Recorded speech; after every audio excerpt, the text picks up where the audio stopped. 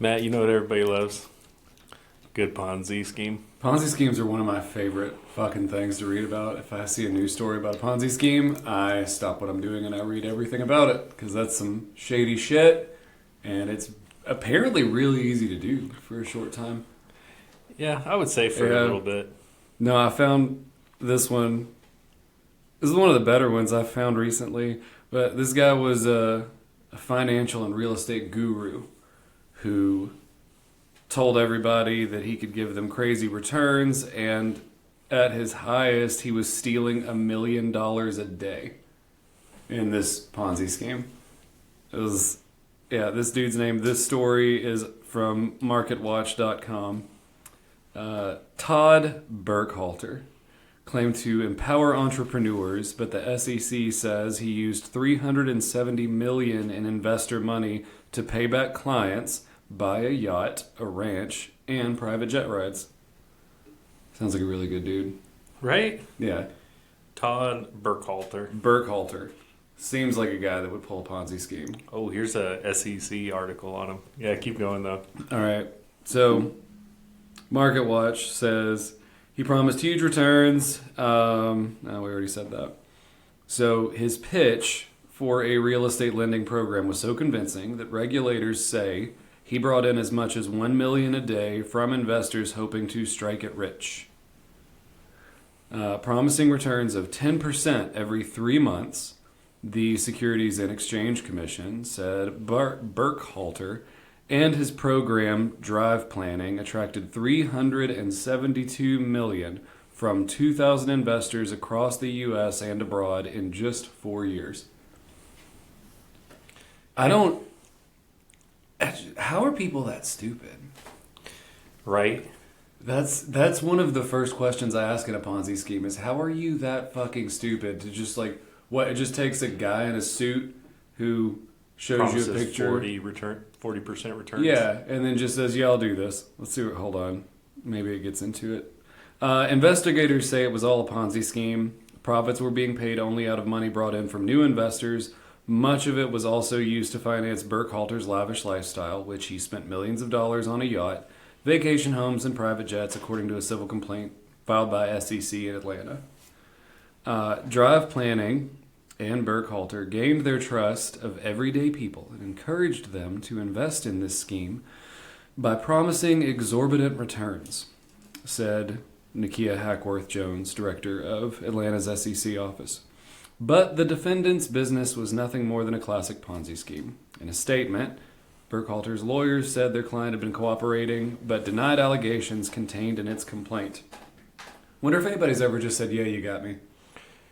So probably not. I was looking into it a little bit. It said the scheme was promoted by more than 100 sales agents who received commissions for each investment. So then he has people just pounding the phones, just, "Hey, I got this smoking deal. You're in real estate." Yeah. Burkhalter's made a ton of money in real estate. Yeah. He's cracked the code. If you give us your money, we promise you this return. And then, "Yo, that sounds like a great idea. Let me give you $50,000. I don't even feel bad for the people that lost money in it. Because I'm like, you should have done your due diligence. That's on you. Let's see. Okay, not only did he deny it, but he looks forward to quickly resolving this matter. Regulators say Burkhalter founded Drive Planning in Alpharetta, Georgia in 2015, offering a mix of tax strategies and private investment opportunities, mostly around real estate, which he promised could transform your financial future and allow investors to keep more, make more, and live more. He's good at sales. Says the promised returns. Investors were enticed with promises of 10% returns every 3 months. Burkhalter encouraged individuals to invest their savings, retirement accounts, and even to open up lines of credit to participate in a Ponzi scheme. Let's see. Okay, so in 2020, he authored a book called Bulletproof Your Finances. Confidence in Creating Financial Security. We need to read this book. All right, 1 second. Let's go to McKay's after this. We're gonna pull this book I out. bet we can buy that book for a nickel. I bet it's in the section next to all of Bill Cosby's self-help books. Let's see. So in this book, he billed himself as an entrepreneur and a financial strategist who has helped families and businesses design the lives and businesses they've always desired. That same year, according to the SEC, Burkhalter launched an investment vehicle that claimed it would pool investor money to offer bridge loans to real estate developers working on projects. So it was called Bulletproof Your Finances. Bulletproof Your Finances, Confidence in Creating Financial Here we Security. Burkhalter, who is referred to in court documents by his full name, Russell Todd Burkhalter, promised that investors could expect a 10% return on their money every 3 months. We just covered that. The scheme quickly took off, the SEC said. The program, which was dubbed REAL for Real Estate Acceleration Loans, took in, all right, here's the breakdown. This boy made $8.8 million in 21, $63.2 million in 22, $163.1 million in 23, and $103 million in 24, and all of that $100 million was made before he was shut down in May of 24. So he was shut. They caught him. They said, "Hey, you're fucked." Yeah. In May. So January, February, March, April, May. In those 5 months, he cleared $100 million on this Ponzi scheme on that last year. That's a lot. And yeah, Holy cow. he was on track to Yeah, have he a- was have a great year. he was racking it up. As of early May of 24, the scheme was receiving applications for over $1 million every day, driven by an organization of more, you said 100 sales agents.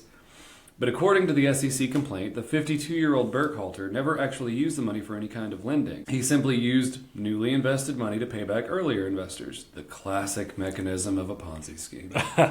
It's just, little baby Madoff just going at it. How much did Madoff do? He was Madoff. Madoff wasn't It was much bigger than I that, thought it was was he? billions for some reason. I don't even know what it was. And he had an entire floor that made fake invoices. All right, For so sure. of the $372 million investigators say Burkhalter took in, he was able to pay back 154.9.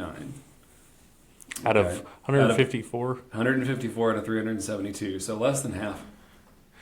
Yeah, he seemed like he was trying to stay liquid. So I mean, he that's was- important in a Ponzi scheme. Yeah, it's very important. No, it's very important to stay liquid in a Ponzi scheme because that way you can pay back investors if they're like, "Hey, like I need some money." And then you're What like, if down okay. the road we find out that somebody listened to this and then was like inspired to Inspired. do a Ponzi scheme? I mean, it's the classic great scam. When was the first Ponzi scheme? Well, Like the first big one? wait. Go for it. His name was Ponzi. Was it? Oh yeah. I mean, I guess that makes sense. All right, so wait. We're gonna pause for Yeah. a second. While you're Googling. Who started? Regulators say First. he didn't stop there, however, using tens of millions of dollars to finance his own lifestyle. Charles Ponzi, Okay. whose name came to symbolize the finance period extreme. A Boston man named Charles Ponzi realized that based upon post-war exchange rates, international replay coupons purchased in European nations were worth more in the United States. That's not nearly as interesting as I wanted it to be. I'm sure there's a whole thing on it, there's but that a thing was about it. Charles. What Ponzi. year was that? Ooh, 1920s. 1920s. Yep, first Ponzi scheme. First one that was recorded. You know there was probably another. Oh yeah, before then, Some snake oil salesman in the Old West in the in 1850s. the 1800s. All right, so he spent $3.1 million on his yacht, and he named that Livermore. He also used $2 million to buy a luxury condo in the Mexican resort town of Cabo San Lucas. Additionally, he diverted more than $22 million to purchase a 250-acre cattle ranch in Mineral Bluff, Georgia, on which he erected a large barn that could be rented out for weddings and other events. The property was described on its website as embodying the American ideas of God, country, and prosperity. He's hitting all the notes. Right. You're in the South, so you got to touch on God. That's how Yeah. you get people to fall in love with you. And then you just flash your jet and your yacht and you tell people how you made it. And then they just throw their money at you. Burkhalter also spent more than $4 million on a private jet and traveled on a private jet and hundreds of thousands of dollars on luxury cars and holidays. He also invested several $1 million in cryptocurrencies for himself. Oh, that reminds me. Remember the preacher that took the church's money and invested that in crypto, and then didn't he say that it was like God told him to? God told him to So it's remodel okay. his kitchen. Yeah, and To remodel his house. he held the line. He did not back down. He literally was like, "Oh, we knew this was a scam, but God told us to." God told me I really needed those God lava told me. stone countertops. Yeah. Yeah, I needed that $70 a foot finish. Yep. Yeah. That was what God told me to do. Based on You're just a Ponzi a flock. scheme. Don't tell me. Anyways, all right. He also paid $65 million in commissions to his sales agents.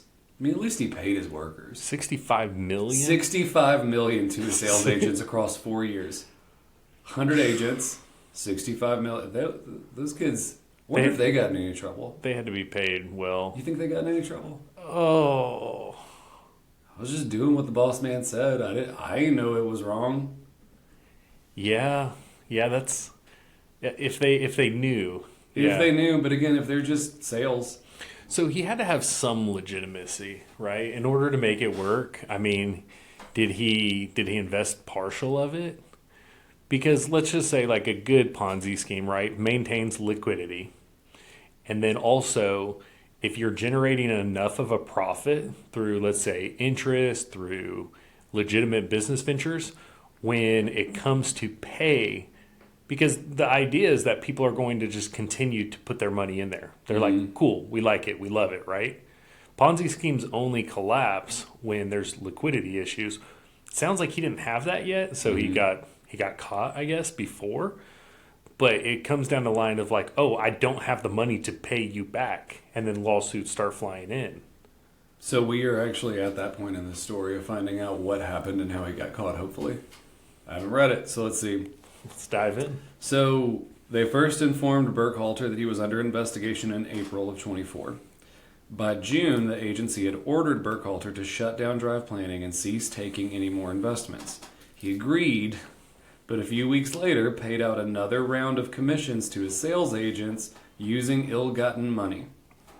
Subpoenas for financial records revealed that the real estate investment program used virtually no accounting software to manage that money coming in and instead relied on basic spreadsheets. So he ran this $500,000 Ponzi scheme. $500 million. $500 million Ponzi scheme using Google Sheets. He's just... Thanks, Google. In a statement, the SEC said a receiver had been appointed to take over and attempt to unwind Drive Planning, and that Burkhalter was ordered to surrender his passport.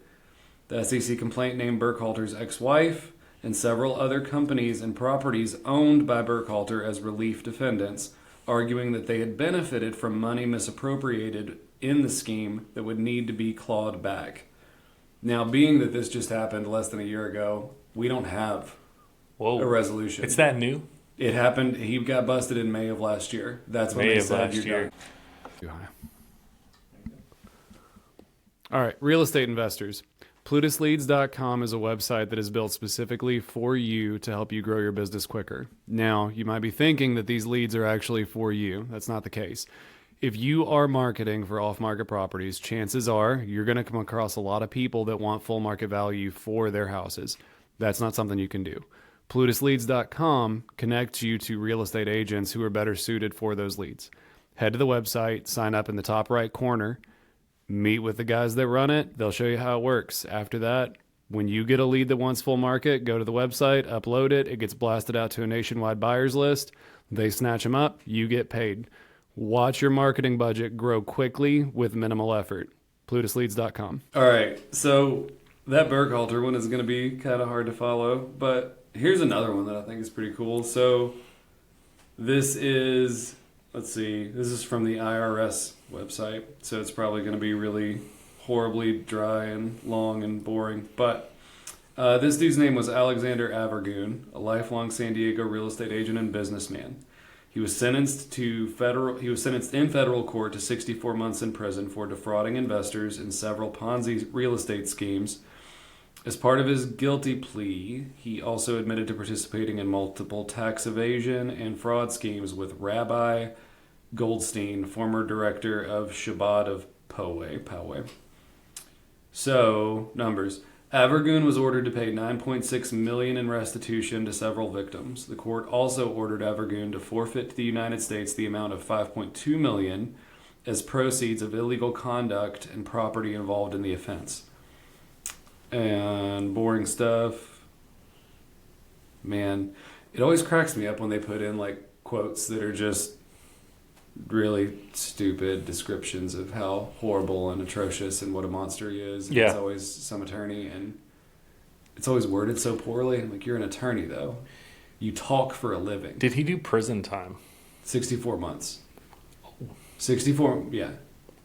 I would hope it would be longer. But, you know, rich white guy. He's 5 years. Yeah, 5 Yeah. years. Shit, Yeah. there's probably guys in county that are doing more for a dime bag. Right? Yeah. Well, it was his third offense. That's the third time he had $10 worth of weed on him. So, throwing the book at him now. Rich white guy rules. Okay. Let's see. So, he victimized dozens of investors twofold by not only swindling them out of millions of dollars, but also recruiting victim investors to commit tax fraud.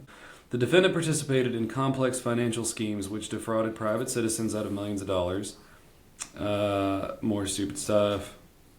He pleaded guilty in 2020, admitting that from 2010 to 2015, he and Goldstein recruited at least 9 taxpayers who made more than $275,000 in fraudulent donations to the Shabbat. And as we now know, What a Shabbat I'm sorry, is. not now. We've always known what a We've Shabbat always is. known. A Shabbat is basically a movement to bring people to the Jewish faith. Yes. Now, us being seasoned citizens of the world, neither of us are Jewish, But we know what a Shabbat is. but we know all about the Shabbat. So it's kind of like Mormons. You know how they go around, knock on your door, and they're like, hey, listen, we're going to convert you. We have magic underwear. We call those Jesus jammies. Yeah. Yeah. What you do. Yeah, we do. Yeah. I'm Mormon. I know you are. Yeah. It's one of my favorite things about you. It's so damn funny. We call them Jesus jammies. So anyway, so much like the Mormons, they go, or even what are the other ones? Latter-day Saints? No, well, yeah. But, Jehovah's Witnesses? yes, thank you. That's the Jehovah's same thing. Witnesses. As a Mormon? No, as a Latter-day Saint. Anyway, we'll no, Latter-day Saints or Mormons. I thought Latter-day Saints were Jehovah's Witnesses. Oh my, we're going to go off topic because this is important. Okay. I have Okay. a nerve. Okay. Do you have a copy of the magic goggles that can read the hieroglyphs? I'm not familiar with those. Wait. No, listen. Okay. So Mormons, fundamental Mormons are the actual polygamist. Because I Yes. used to live in Mormon, like civilization, essentially. Mm-hmm. So the LDS is like your modern day Mormons, which are the massive churches, which are the missionaries, all of that stuff. They don't believe in polygamy anymore. That's the Church of Latter-day Saints, which are Mormons, have the Book of Mormon, all of that stuff. Now you have your fundamental, and I'm sure I'll get like some freaking people that will come on the comments. I hope so. And they're like, you're wrong about Mormons. You're wrong about everything, right? So the fundamentalist Mormons are the ones that live out in the middle of nowhere and have 6 wives.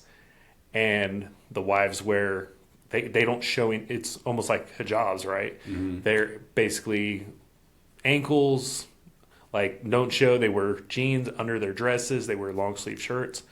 They always have their hair, I want to say their hair's up. It's been a long time, maybe down, but one of the two, it's always like that. And those are your fundamentalists of your Mormons. Is there a number on wives? Does it matter? I don't think it does. Is there a magic number that like I to think make it's just God the more happy, the I more need the 7 better. wives? I think it's just the more the It's merrier. just the more the merrier. So those are your fundamentalists, but the Mormons that come door to door are not polygamists. Yeah, I know that. Here's a fun story. My dad is a very country old man. And one time I was a teenager and I came home and walked in and there's just these 2 fucking kids. And we lived in the middle of nowhere. Like it was out in the woods. And there's 2 kids and they're all dressed and they got their shirts all buttoned up to here and their ties. Oh yeah. And I was like, what's going on here? And I was like, oh, these boys just come in here and want to talk to me about the Mormon stuff. I just figured I'd hear about it. And he sat there and just let those kids talk and try to convert him for like 3 fucking hours. And then they laughed. He's like, those boys dumb as hell. It was so funny. Did he feed them? Yeah, he fed them. Okay, that's the thing you're supposed to do with Yeah. the Mormon missionaries. Yeah. You got to feed them. No, my daddy's a good man. You gotta feed him. He does the right thing. He'll be nice to you, and then he'll just wait till you leave and go, dumb as hell. Just with their little book of Boys is Mormons. dumb as hell. It's the whole point. Oh God. I think doing that in the South would be extremely hard. Especially where I lived. Oh yeah. That was, now it's really You want to talk about a good Ponzi scheme? Oh, yeah, we can't do that one yet. I can't. He'd probably kill me, but I'm going to do it. One day, when we find out more about it, because holy shit, that is juicy. Yeah, but no, out there, I can't believe those boys were walking, because it's just in the woods. Just a bunch of houses. I have a friend that was a cop out there, and I asked him, because when you drove past my house, it just got deeper into the woods, and it went from houses to nice trailers to shitty trailers to cinder block and OSB lean-tos way back in the hollers. And I said, what's the most average crime that happens back there in those hills? And he was like, oh, above all else, suicides. It's there's a suicide call every other day out there. He said, I get so sick of going out there because it's always a shotgun. It's so messy. It's so messy. Anyways, we were talking about Ponzi schemes. Sherrod, All right, and the rabbi, yeah, and we were at the Shabbat. You said it wrong. Shabbat. You said it wrong. Did I say it wrong? Yeah, again? you said it wrong. How you say it? It's Shabbat. You said Sherrod. Yeah. All right, Shabbat. Yeah, I'm well cultured. All right. So he victimized dozens of investors, and and here's the clear message, and we'll come get you if you ever do this. All right. Participated in dozens of complex financial schemes which defrauded private citizens out of millions of dollars. Evergreen pleaded guilty in July of 2020, admitting that from 2010 to 2015, he and Goldstein recruited at least 9 taxpayers who made $275,000 to the Shabbat. Evergreen acted as a conduit. So remember, these people were given $275,000 in fraudulent donations to the Rabbi Shabbat. At which point, Avergoon would secretly return 90% of their money, and it would basically be washed, so it would be tax-free. Yeah. So they would only have to pay 10% on it. So that was one of his little side hustles. He had also admitted that he joined Rabbi Goldstein in a grant fraud scam in which they obtained hundreds of thousands of dollars in misappropriated grant funds and a government benefits fraud scheme. I feel like there's a lot to unpack in that sentence. All right, so as part of the government benefits fraud scheme, he used shell companies, including Imagination Construction Company, to create fictitious and backdated invoices for services like carpet installation. Oh, the irony in that name. Mm-hmm. Yeah. All right. So, carpet installation, repairs to the Shabbat of, I'm assuming it's Poway's, I don't know, HVAC system, and replacing damaged books and other supplies, even though Avergoon had never performed these services. In some cases, Avergoon would give Goldstein several fake bids from different shell companies so that Rabbi Goldstein could trick the grant program administrators into believing he had complied with their competitive bidding requirements. It's a lot of layers. Yeah. I mean, it's easy to do, though. It's a piece of paper. Oh, yeah. Change the name at the top. $200. Mm-hmm. LLC. Avergoon and Goldstein pretended the government grant funds would be used for facilities upgrades, security systems, and programs, but in reality, the money often went straight to Goldstein's and Avergoon's pockets. Other times, they used portions of it to pay contractors who had, in fact, charged much lower prices than reflected on Avergoon's phony paperwork. That'd be really easy to do. Oh, yeah. Get a sub to come in and do it for $700 and then write $1,700 on it. Oh, yeah. All day Pocket long. $1,000. Apart from his fraudulent partnership with Rabbi Goldstein, Avergoon also admitted to participating in separate real estate Ponzi schemes from 2010 to 2016, in which he cheated retirement investors out of a total of $12 million. Avergoon was a San Diego-based real estate agent, and he used his industry knowledge and reputation to target trusting victims who would invest in what they thought was the purchase of rental property. Okay, so let's pause there for real quick. Yeah. So it sounds like he was going after elderly investors and promised them that the money that he was taking from them was going towards real estate investments to where they would be getting rental income. All along, he was just stealing their money. Yeah, exactly.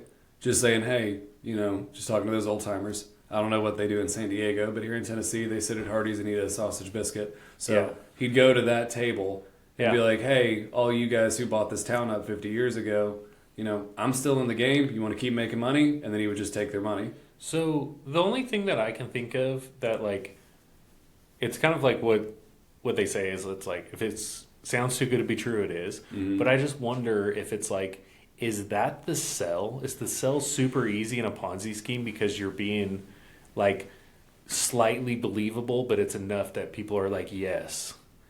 Because I mean, pooling money together is like hard, right? Doing syndications is hard, things like that. And so I wonder if it's like, it must be easy when you're offering just like a ridiculous return, right? Mm-hmm. That's how it works, isn't it? They're all so fucking different. But like for this one specifically, one of my first things is I'm like, okay, so let's say you came to me and you're pulling a Ponzi scheme and this is the scheme. Yeah. And you say, hey, you give me this, we'll buy this rental property together, I'll promise you this. Well, I would want to see a piece of paper with my name on it on that street address, wouldn't you? Like, I would never take you at your word. I would want to see something that ties me to that property. Absolutely. But these people just went, I trust you. You're an upstanding real estate agent. Who the fuck would do that? They have to put together some type of like Agreement, just like- bullshit agreement? yeah, even if it's just a bullshit agreement, but something that like 123 Fake Street. Yeah. You- something that's like flashy enough, right? Where it's like we're just is like, okay, it seems real. yeah. Like I used to do contracts for, construction. So presentation was like huge. Obviously everything was legit, but as far as having actual color contracts with like very good bullet points, a letterhead on there, because I used to do one call closes. Like if I was going to go like sell a deck and a roof, like I expected to leave with a contract. So I'd have them ready.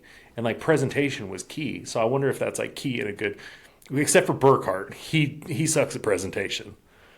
That was something. He's he awful. He just got 100 dudes on phones and said, go Just get pound boys. them. But see, like I don't even think in a good Ponzi scheme, I don't even know if you have to have a good presentation. You just have to have a good I think it just depends on what the scheme is. it's just a good story. Because again, you can pull a Ponzi scheme with anything. Yeah. Oh yeah. All right. Anyway. All right, so he promised these old people monthly dividends that would be paid from rental income. He created written investment materials like prospectus and projected income and expenses calculations. So he made those things designed to give the investors false impression that their money would be safely tucked away in passive income retirement investments. But in truth, instead of using investors' money to buy rental properties as he promised, Avergoon spent the money himself and just pretended that he had purchased the apartment buildings and office space he advertised.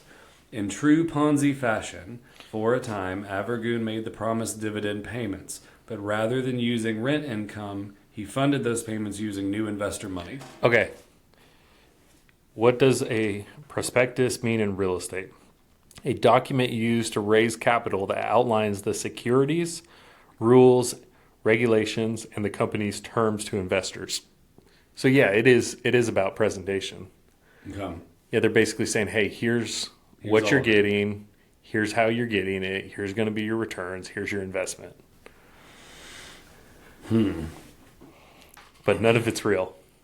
All right, so he deceived more than a dozen unwitting investors, convincing them to part with at least $5 million. When an investor would ask to cash out, he encouraged them to reinvest. Oh, the good Ponzi scheme. And at one point, he pretended to roll over their retirement investments to purchase a multi-million-dollar commercial building. In reality, he bought that building with a loan, not with investor money, and again diverted their money to his own personal use. He created fake partnership agreements, false purchase documents and deeds, and other fictitious records, and forged the signatures of his investors to conceal the fraud. Then laundered the proceeds in order to disguise the true source and ownership of the money. So he went hard. Yeah. It's a lot of legwork. Yeah. Give me my money. Nah. No, we're going to roll it, and I'm going to promise you more. Yeah, guess what? You're just going to leave it. What? How much did I promise you? 20%? 30. I bet you they give them, like I said, like some hush money, right? Like, hey, give me back my 50,000. It's Well, and if hey, you- listen, here's 20, Yeah. and you're going to shut up. What? But here's another thing. Do you think he was going after retired people also? Because, like, what happens if they pass away? Oh, I just thought of that. So if he's... why'd you think of that? Because I just was thinking about all of these details. And if he's going after retired people, Yeah. they're old. Ah. So what happens to their investment if he passes away? I guess they would have to... So by legal definition, it goes to probate. Yeah. But in a Ponzi scheme, I mean, Yeah. I don't know. Like the heirs would then, it would be up to them to decipher the Ponzi To scheme. try to find out. And like say, hey, Dad's gone. You know, I know he invested $300,000 with you. I'm sure there's going to be a hit for us pulling our money out now, but let's just go ahead and pull it out. Yeah. That's curious. Okay.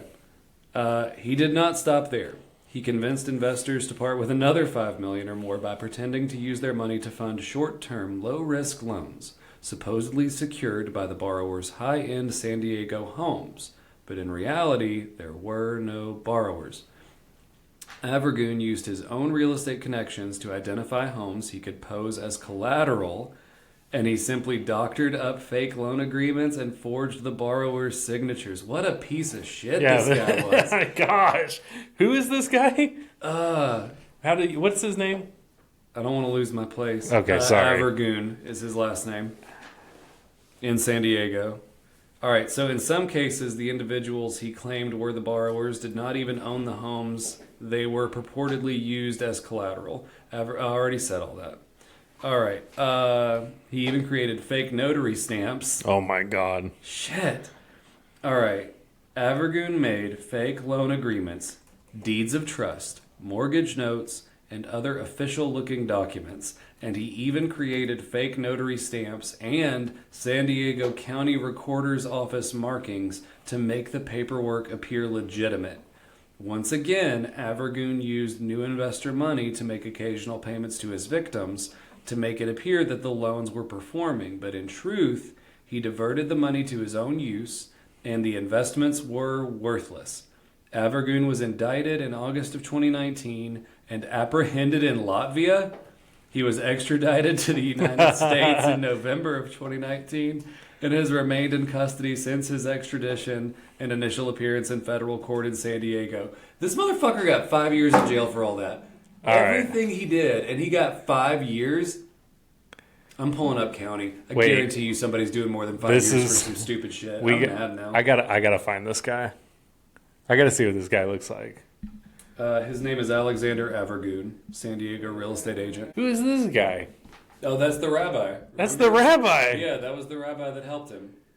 Oh my gosh. He looks like a rabbi. Yeah, he does. He looks so nice. It's just showing the rabbi. I think they just really like that a rabbi pulled a Ponzi scheme. Yeah, it's much better. Yeah, that sounds a lot more fun. Especially somebody who is such a rabbi. He just looks so nice. That's, yeah.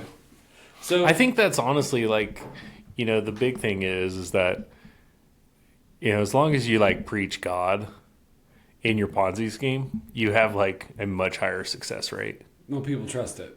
Yeah, all you got to do is just be like, hey, look at me, I'm a fucking rabbi. Look at mega pastors. I'm sorry, but I was raised in a church by a preacher, and I'm telling you, mega pastors are bullshit. Like, shout out to Righteous Gemstones. It's a fantastic show, and I'm really excited for the new season. Oh my but gosh. yeah, man, it's the same thing. Like those boys, like coming out with a $50,000 watch on their wrist.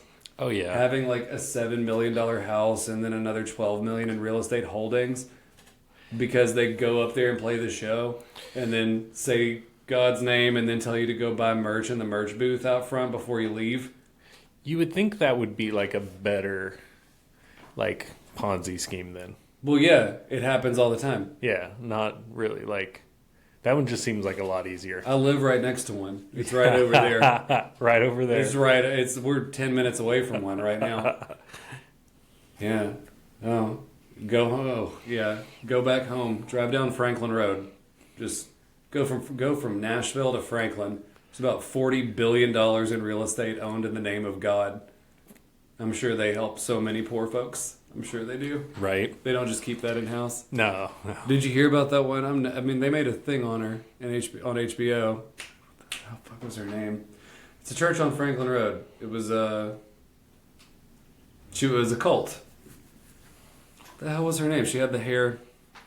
I don't know. She died in a plane crash. That's a great. You should watch that. Yeah, she made like a whole thing. It was like weight loss in the name of God, and she made millions upon millions of dollars.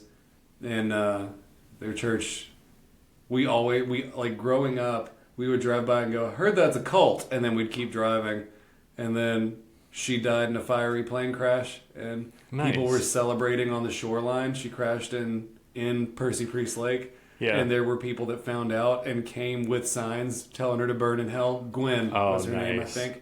Nice. But yeah. And then after she died, they made a documentary about her church and all of the things and all of the money, and it was crazy. Anyways, there's a lot of religious talk in this one. Yeah. Fuck it.